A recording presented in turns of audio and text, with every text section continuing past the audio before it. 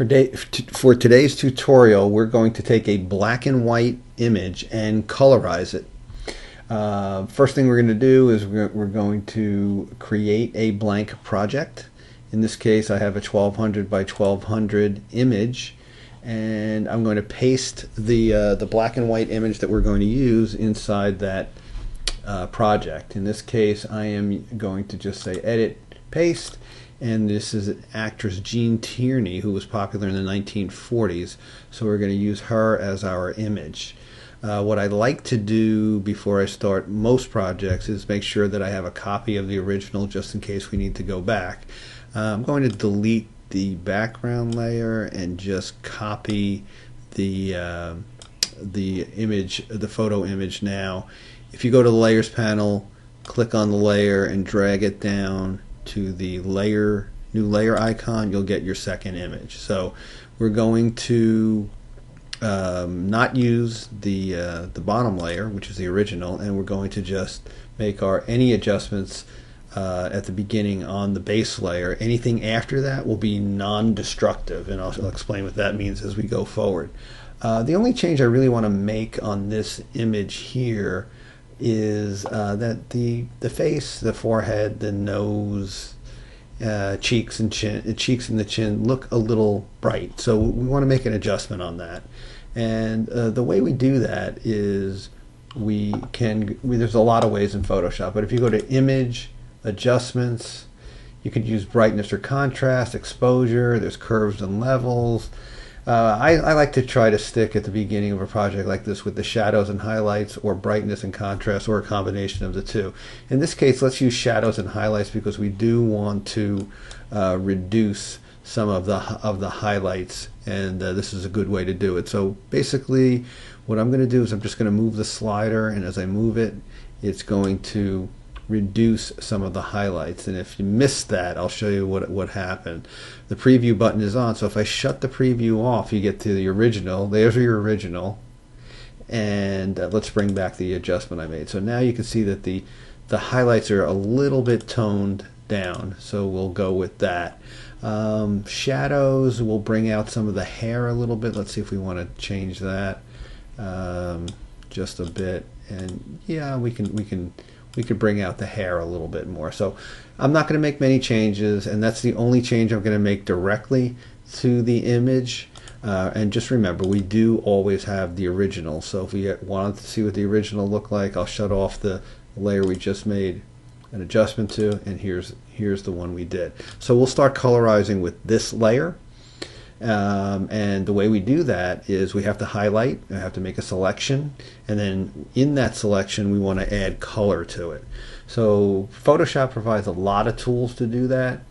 On a higher quality image like this, I tend to like to use the quick selection tool. Now, the quick selection tool will do its best to try to find the edges for you.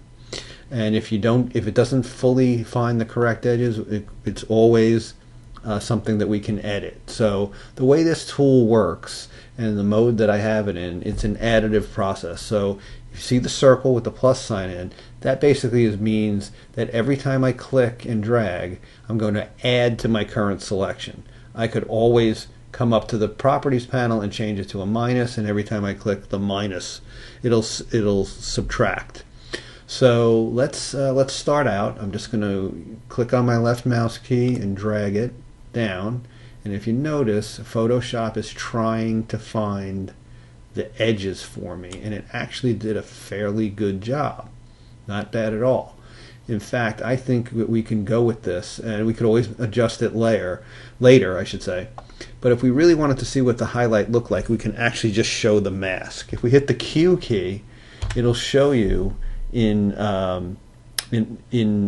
this mode what the selection is. The red is masked out. The other is what we're going to color, and that's our current selection. Again, we have some hair over here that we might want to edit out later, but again, for the most part, this is a good selection. So we'll stick with this selection and we'll add to it. Alright, so what do we want to do? Anytime you're adding a new layer, a new adjustment layer or a fill layer in this case, you want to start from the base layer, and we're basically saying that this layer right here, the one we added the highlight and shadows to, that's our base layer. And a couple of ways to add fill or adjustment layers. You can go to the layer drop down and click new fill layer and pick solid color, or new adjustment layer and pick something else. You could also right mouse click and add a new layer, but we're going to use the icon inside the layer panel, and it's the one that's got half black, half white, and if you click it, you'll have access to your fill and adjustment layers. In this case, we want to use a fill layer, a solid color fill layer. Our foreground color is white, our background color is black, so that's why white came up here as a default. Skin color is usually a combination of colors, usually a brownish color, peachy color, and a red color of some kind. You combine them together and you get a more natural look on the skin. There are other tricks you can do too, but you could even go with just a brown layer if you wanted, but the red really does make it look a little bit more realistic. So let's find that brownish layer, brownish kind of peachy layer, and we made a mistake. So what's the mistake we made? Right now I picked a brown color, but it's showing up gray. So that means that I didn't convert this image from a grayscale to a color. So I can't color a grayscale image. And if you look over here in the upper left, see where it says gray? So my original image was a grayscale image. So what I need to do is convert that to an RGB image so I can colorize it. So how do you do that? It's very simple. Go to the image drop down, hit mode, and you'll notice that the grayscale is selected. Instead of grayscale, hit RGB. It's going to ask if you want to merge your layers. Usually say don't merge because we have two layers here. Now I can do the same exact thing. Remember, I have my selection made. I want to create a new fill layer. I hit solid color, it turns white. We're going to look for a brownish color. So let's see if we could find a brown color that we like, or brown kind of peachy color. Let's say that kind of works right there. So now we have our color. The reason why it looks the way it does, like you painted with a magic marker or a crayon, is because when you create a layer, it defaults to normal. And if you see right here, the blending mode is normal. What we want to do is we want to pick the color blending mode. Now there are about 27 color modes, and you could play around with them at your leisure, but for what we're doing here, I tend to use color. And once I click on color, now you'll see how that brown is applied, and it's starting to look pretty good.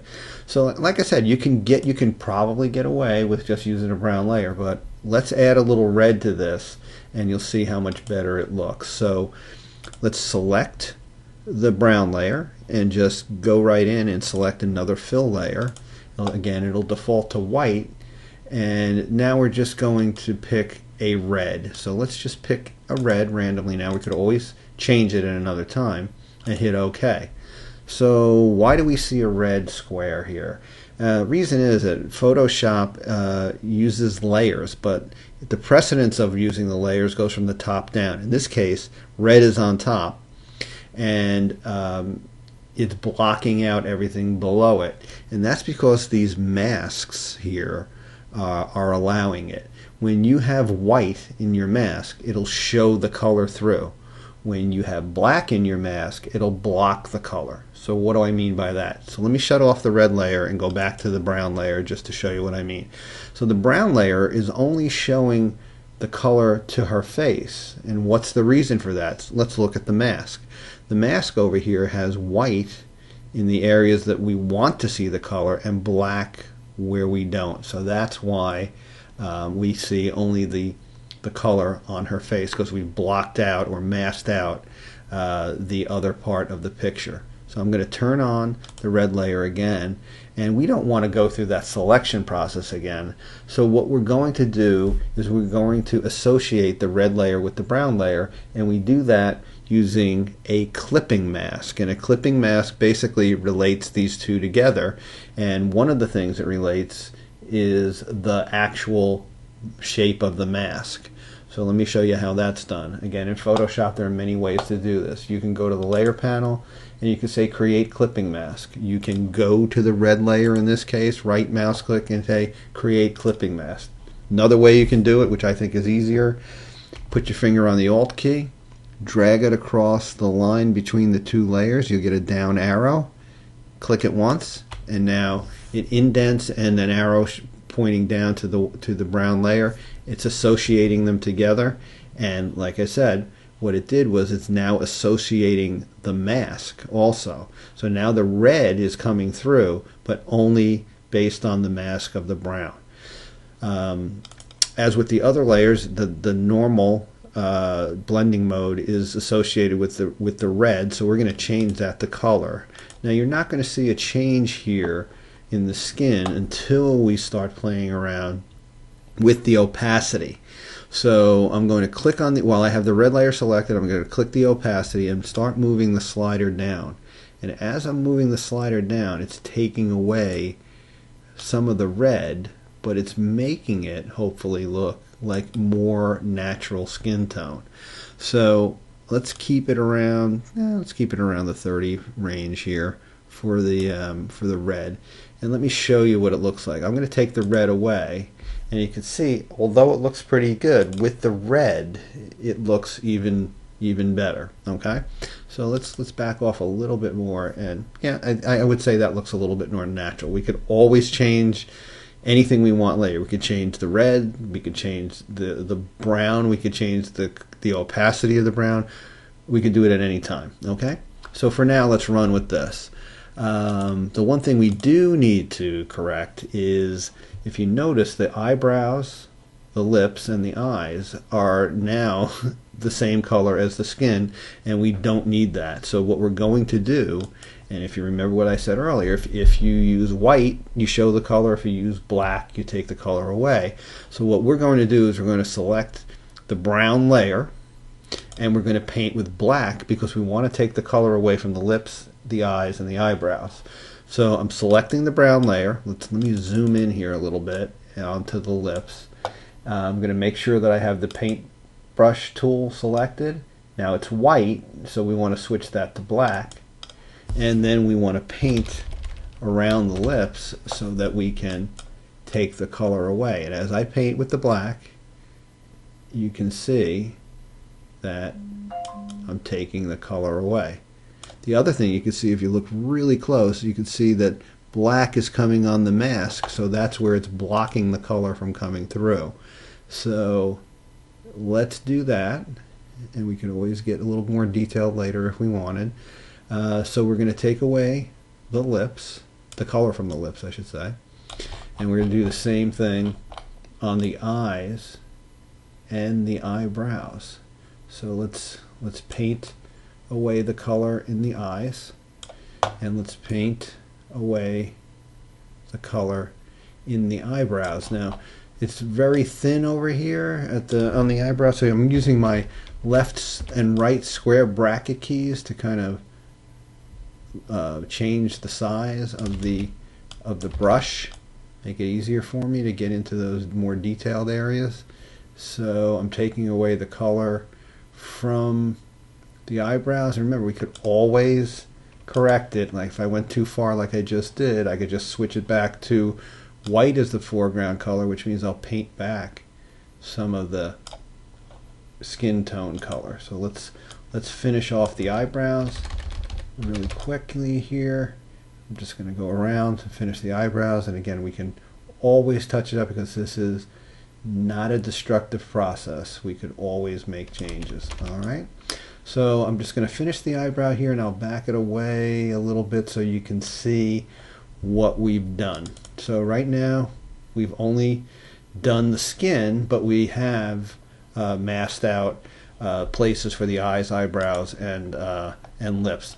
The last thing I'd like to do before we go on and maybe do the lips next is, you see the hairline here? It doesn't look like it's quite right. So what we want to do is, and this is a little trick that I use, is make the brush a little bit bigger than normal.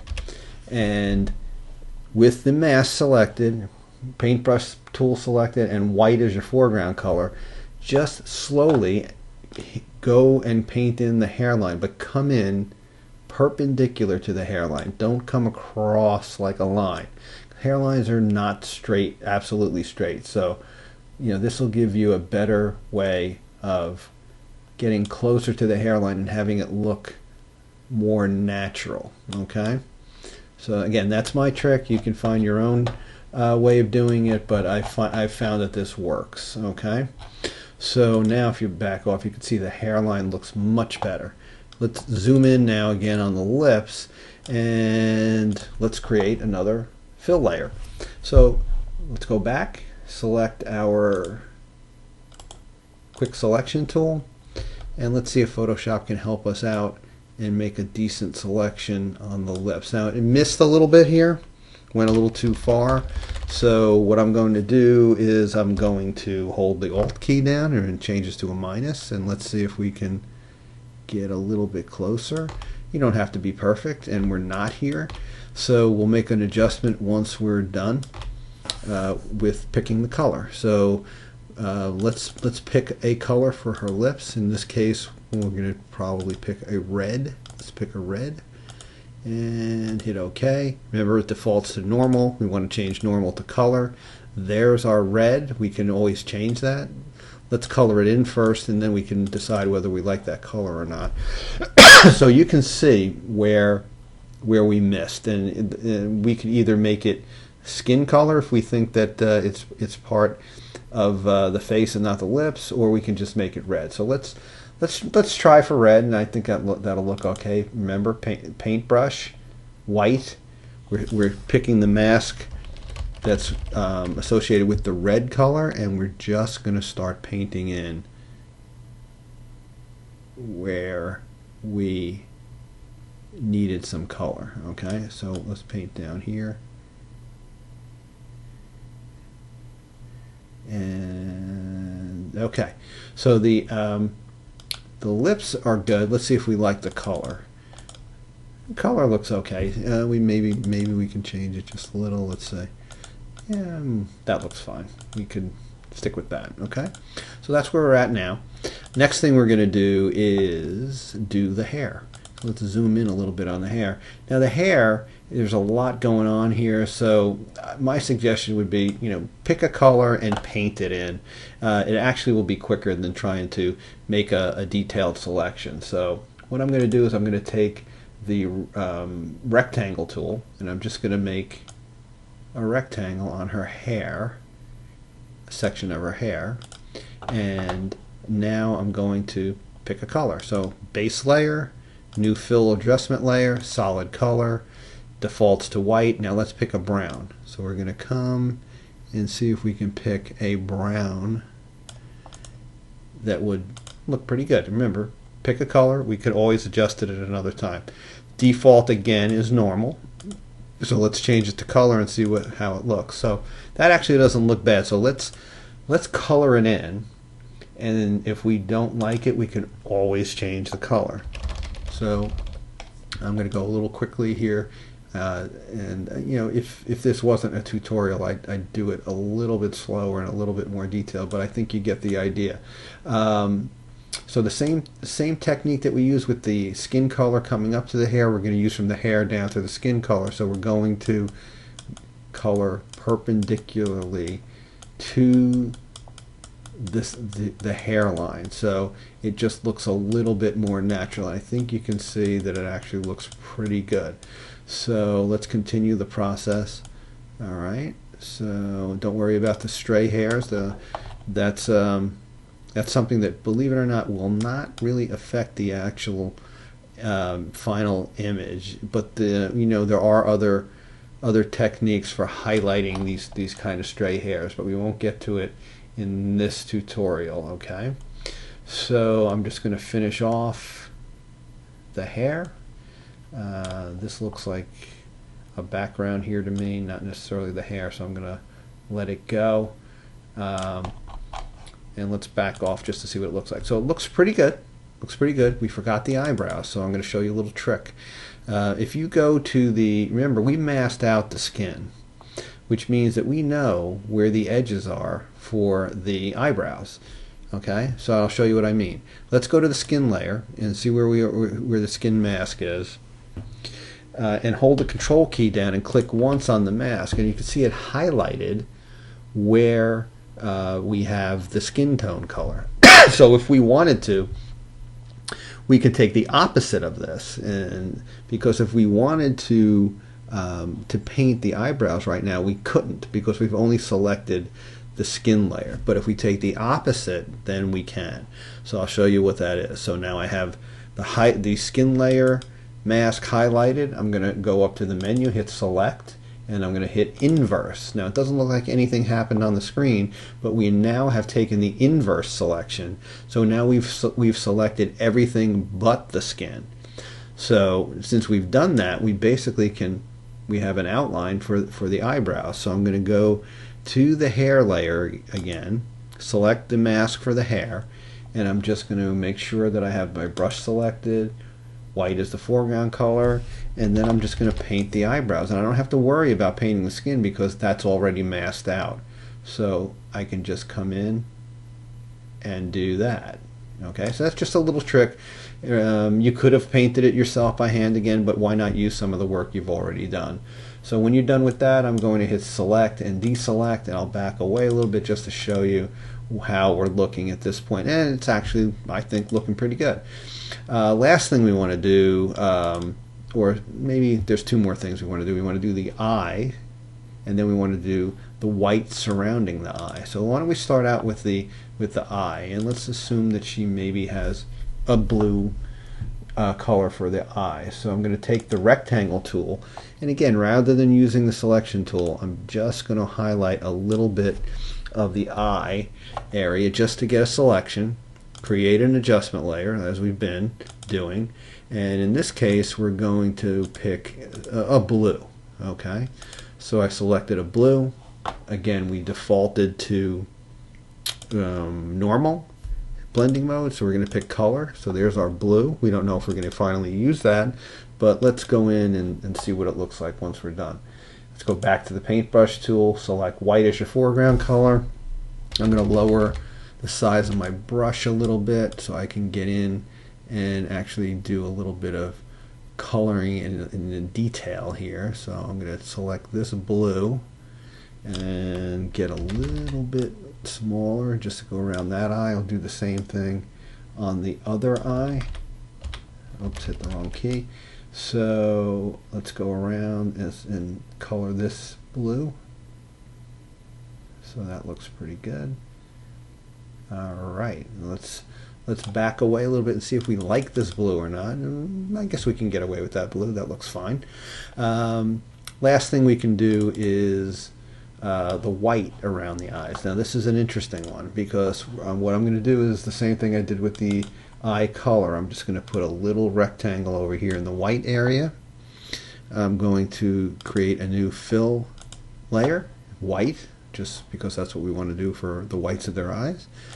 But now we're going to go from normal to color. Now watch the selection when I hit color. When I hit color, it goes away.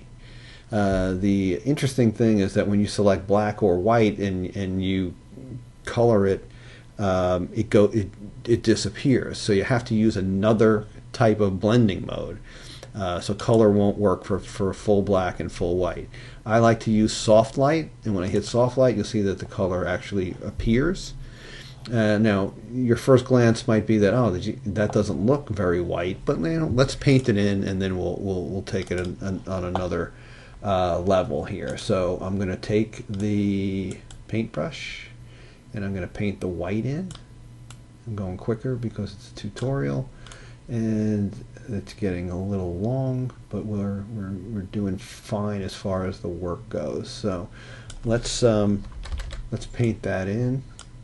We can even get really thin if we wanted and go around the eye, really highlight the eye. Okay, so do it on the other side too. And so here's the thing I want you to take away with this. And when we initially put the color in, again, you might have thought that it wasn't white enough. So now I'm going to show you how it's actually way too white. And let's back away. And it doesn't look natural. And we'll make a change to that in a second. So I made the change. Okay. Now I'm going to back away. Now the whites of our eyes look, don't look too natural. I'll take the white away just to show you. That's what it looked like before you added the white. That's what it looks like after. So what you have to do is, again, you can't use color mode, so you use soft light. I painted in the white, but now let's use the opacity to kind of tone down the white. So I'm going to take it all the way to 0 and build it up to see where we think it looks pretty good. So I have it at 42% right there. Let's keep it at around 40, and let's see what we think. So if I go down and I take away if I hide the layer temporarily, that's what it looked like. That's what it looks like now. It actually looks better with just a little bit of white. Okay. The last thing we want to do is we want to add color to the background. So again, I'm going to my base layer. I'm going to take my rectangle tool. I'm going to move it to the upper corner just to make a selection. I'm going to go quicker now. Base layer, new solid color, fill layer. I'm going to pick a color. Let's say we pick, let's pick a blue.